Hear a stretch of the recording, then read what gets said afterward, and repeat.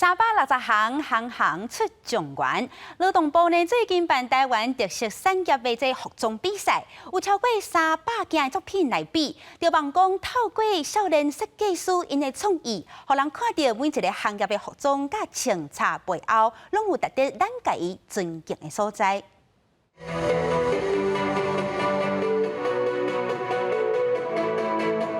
台湾人上值钱的工作服，经过重新设计，等于希望基层工作者平常时的辛苦。设计者希望透过服装，让大家重视海洋环境。希望带给台湾人就是认识台湾自己的定制渔业，跟认识海洋，还有认识使用台湾鱼的鱼种。